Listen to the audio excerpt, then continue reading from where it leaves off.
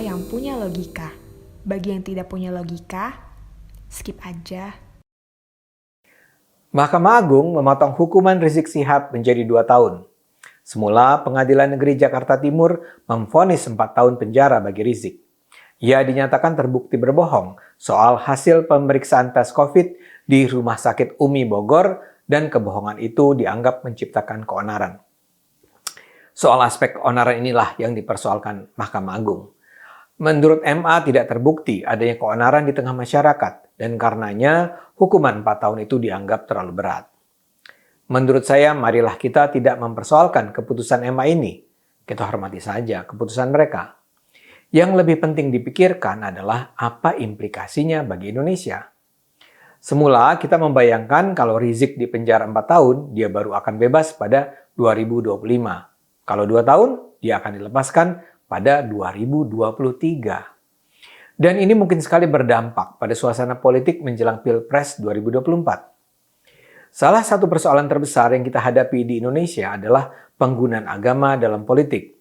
Dari pengalaman Pilpres 2014, 2019, serta juga terutama Pilkada DKI 2017, kita menyaksikan langsung bagaimana penggunaan agama bisa memecah belah bangsa. Yang terburuk tentu saja Pilkada DKI.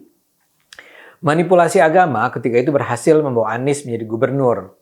Tapi yang lebih penting, penggunaan agama menjadikan Pilgub saat itu membawa Jakarta dan bahkan Indonesia terpecah dengan luka yang sampai sekarang masih membekas.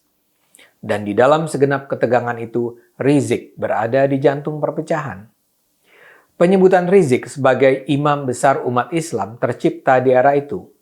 Rizik adalah kekuatan yang berperan penting dalam menggerakkan ratusan ribu umat Islam untuk berkumpul dan menyuarakan kebencian terhadap Ahok. Rizik ketika itu mengultimatum pemerintah, kalau sampai Ahok tidak ditangkap akan terjadi revolusi. Rizik bahkan memimpin gerakan yang dipenuhi oleh yel-yel bunuh Ahok. Rizik adalah sosok yang menjadikan Islam damai berubah menjadi Islam yang menakutkan.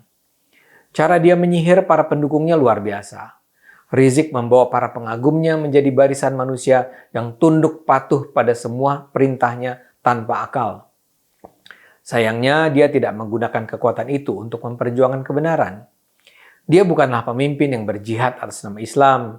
Dia adalah pemain politik, orator ulung yang memperjuangkan agenda politik sempit bagi dirinya, kelompoknya, atau mereka yang bersedia membayarnya dengan harga mahal. Loyalitas para pendukungnya jelas terlihat dalam kasus tewasnya 6 anggota Laskar FPI di KM 50 Jakarta Cikampek.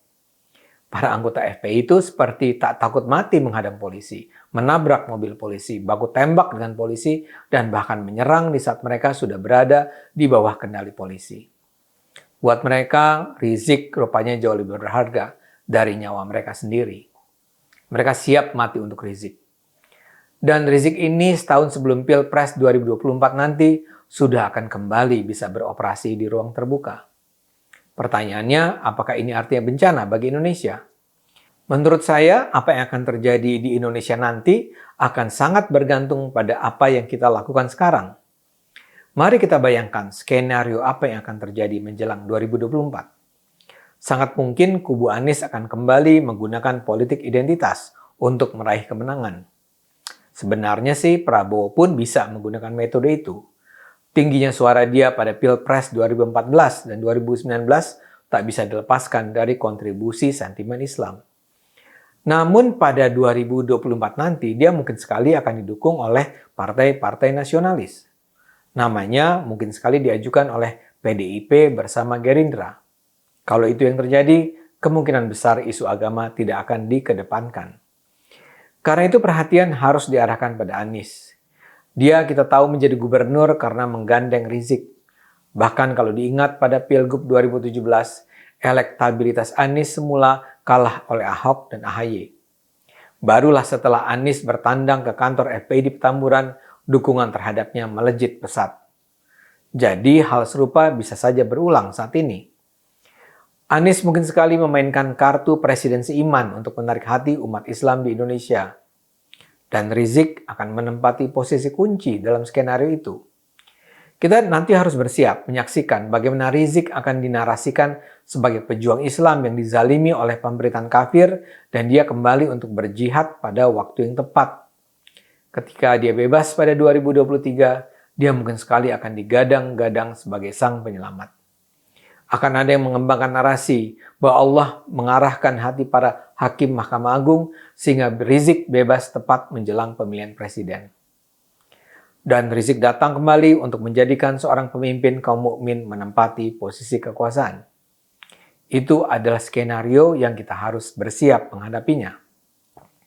Tapi setelah mengatakan itu semua, saya ingin mengatakan juga bahwa kita tidak perlu khawatir berlebihan. Kalau kita tidak ingin segenap kemungkinan terburuk terjadi, ya kita jangan membiarkan itu terjadi. Saya teringat pada kalimat Edmund Burke yang sangat terkenal. Katanya, yang diperlukan bagi kejahatan untuk menang di dunia ini adalah diamnya orang-orang baik. Saya rasa logika itu yang harus selalu diingat. Kejahatan tidak akan menang kalau orang baik berusaha mencegahnya. Kalau kita memilih tidur di rumah, memilih tidak melakukan apa-apa, berdoa-doa atau hangout di tempat hiburan, pada saat kita tahu kekuatan jahat itu sedang membangun kekuatan, jangan salahkan kalau kita nanti akan jadi korban. Karena itu kita semua yang mencintai Indonesia tidak boleh tinggal diam. Tuhan seperti mengingatkan kita bahwa perjalanan masih panjang. Semula kita menyangka kemenangan sudah diraih ketika HTI dibubarkan, FPI dibubarkan, Rizik ditahan, Munarman ditahan, dan seterusnya. Tapi itu semua memang satu langkah yang penting, tapi tidak mengakhiri perjuangan kita menyelamatkan Indonesia.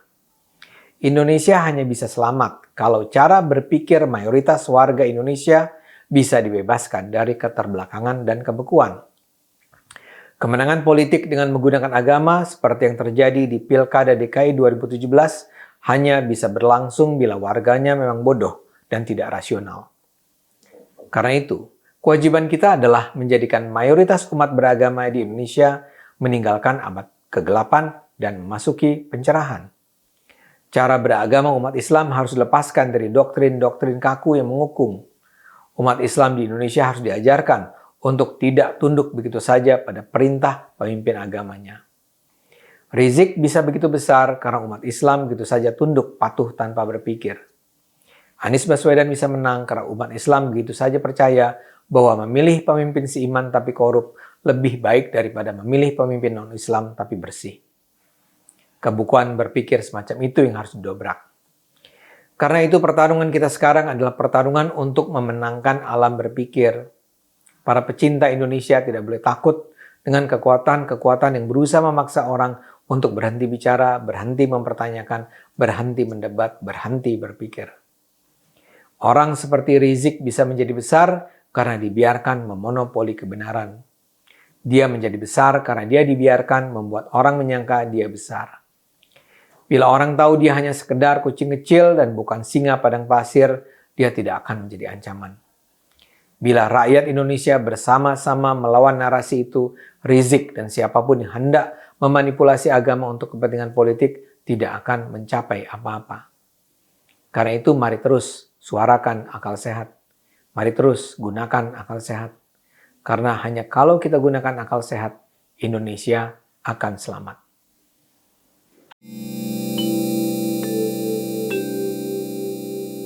Video ini hanya untuk mereka yang punya logika. Bagi yang tidak punya logika, skip aja.